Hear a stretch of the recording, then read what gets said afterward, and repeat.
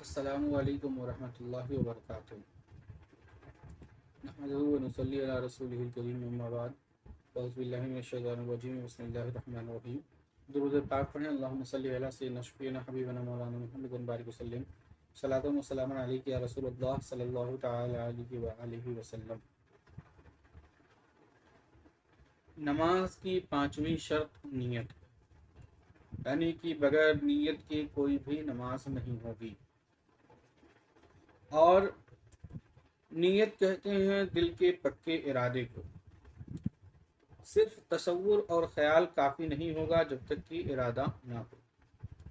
और नियत अगर ज़बान से कोई कह ले रहा है तो मुस्तहब है, लेकिन दिल से नियत होना ये ज़रूरी है, बगैर उसकी नमाज नहीं होगी। ज़बान से कह लेना मुस्तहब है। और नमाज की नीयत में ज़रूरी नहीं है कि कोई अरबी ज़बान में ही नियत करे, बल्कि जिस तरह से वो चाहे नियत कर सकता है, जिस ज़बान में चाहे नियत कर सकता है। अलबत्ता अरबी ज़बान में नियत करना अफजल होता है, लेकिन अरबी में नियत करने में दुश्वारी होती है लोगों को, इसलिए बेहतर यह है कि वो उर्दू ज़बान में ही नियत करें। और नियत तकबीर तहरीमा से पहले हो जाना ये ज़रूरी है। फ़र्ज़ नमाज़ों में वक्त और फ़र्ज़ का मुतय्यन करना ये ज़रूरी होता है कि कौन से वक्त की नमाज़ पढ़ रहे हैं, और फ़र्ज़ पढ़ रहे हैं या वाजिब पढ़ रहे हैं या सुन्नत पढ़ रहे हैं, ये ज़रूरी होता है। अलबत्ता नफ़ल में मुतलक़न नमाज की नीयत कर लेना काफ़ी हो जाता है। वाजिब नमाज में भी वाजिब का मुतय्यन करना ज़रूरी होता है, और कौन सी नमाज वाजिब की पढ़ रहे हैं, मतलब वित्र पढ़ रहे हैं कि ईद पढ़ रहे हैं, बकरा ईद की पढ़ रहे हैं, तो नज़र की नमाज़ पढ़ रहे हैं, या काबा शरीफ के तवाफ़ के बाद जो नमाज़ पढ़ी जाती है वो भी वाजिब होती है, तो वो नमाज़ पढ़ रहे हैं, इसका भी बयान करना ज़रूरी होता है। नियत करने में रकात की तादाद बयान करना कोई ज़रूरी नहीं है, लेकिन अगर कोई कर रहा है तो बेहतर है अफसर।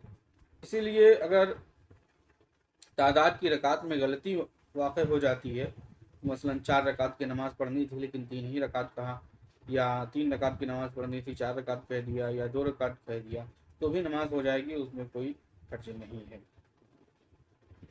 और किबला की तरफ मुंह करने की नीयत करना ये भी शर्त नहीं है, ये भी ज़रूरी नहीं है, लेकिन किबला की तरफ से मुंह फेरने की नीयत न हो कि मैं किबला की तरफ से मुंह फेर लूँगा। अगर कोई ये नीयत कर लेगा तो फिर नमाज नहीं होगी। और अगर कोई किबला की तरफ मुंह करने की नीयत कर लेता है तो भी बेहतर है, कर सकता है, कोई दिक्कत नहीं है। और जो इमाम के पीछे जमात से नमाज पढ़ते हैं, उन मुक्तदियों को इमाम के पीछे होने की नीयत करना ज़रूरी है। अगर कोई इमाम के पीछे होने की नीयत नहीं करता है तो उसकी नमाज इमाम के पीछे नहीं होगी। अब अलग अलग नमाज़ों के नियत करने का जो तरीक़ा है वो एक दो देख लें कि किस तरह से नमाज की नियत करेंगे। लेकिन अगर मान लीजिए आपको फ़जर की 2 रकात फ़र्ज़ नमाज़ पढ़नी है, तो उसका तरीक़ा ये है, इस तरह से बेहतर तरीक़ा ये है कि इस तरह से नियत करें। नियत कि मैंने 2 रकात नमाज फ़जर की फ़र्ज़ वास्ते अल्लाह ताला के मुँह काबा शरीफ की तरफ, अल्लाह अकबर। और अगर इमाम के पीछे पढ़ रहे हैं, जमात से पढ़ रहे हैं, तो इसमें पीछे इस इमाम के भी शामिल करते हुए इस तरह से कहें, नियत कि मैंने 2 रकात नमाज फ़जर की फ़र्ज़ वास्ते अल्लाह ताला के पीछे इस इमाम के मुँह काबा शरीफ की तरफ, अल्लाह अकबर। और अगर 2 रकात फ़जर की सुन्नत की पढ़ रहे हैं तो इस तरह से नियत की करें, नियत कि मैंने 2 रकात नमाज फ़जर की सुन्नत मुअक्कदा, सुन्नत रसूलुल्लाह की वास्ते अल्लाह ताला की मुँह काबा शरीफ की तरफ, अल्लाह अकबर।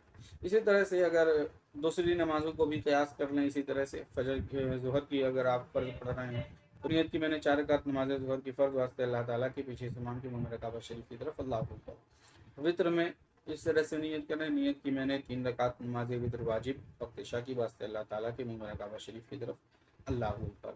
और नफल में मुतलक़न नमाज की नियत आप कर सकते हैं, नियत कि मैंने 2 रकात नमाज अल्लाह ताला के लिए, या नियत कि मैंने 2 रकात नमाज नफल अल्लाह ताला के लिए। वक्त की भी तयन करना उसमें कोई ज़रूरी नहीं है। ये तो हो गई अदा नमाज़ों की नियत करने का तरीक़ा।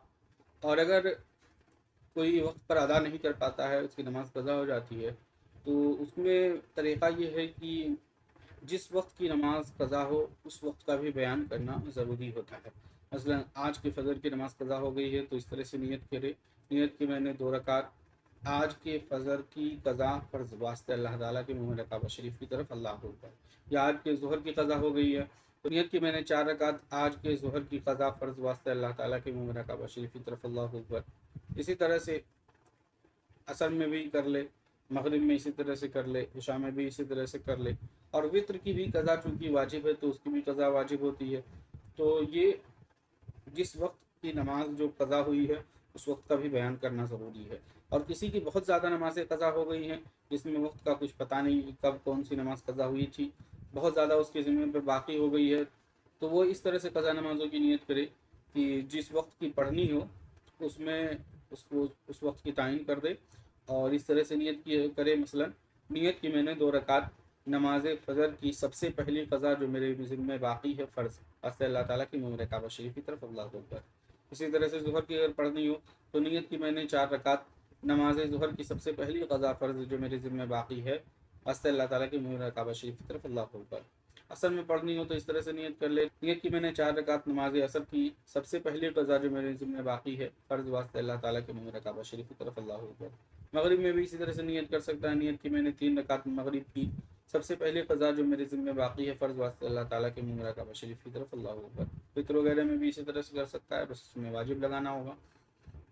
तो इस तरह से ये नियत आप कर सकते हैं। तो ये कज़ा नमाज़ों की भी नियत करने का तरीका हो गया। ये नमाज की 5वीं शर्त थी। इसके बाद जो 6वीं शर्त है वो है तकबीर तहरीमा, यानी अल्लाह अकबर कह कर के नमाज शुरू करना। ये शर्त है, असल में तो ये शर्त है, लेकिन इसको फ़राइज़ में भी इसका शुमार किया जाता है, इसलिए कल इंशाअल्लाह तकबीर तहरीमा बयान होगा। अस्सलामु अलैकुम वरहमतुल्लाहि वबरकातुहू।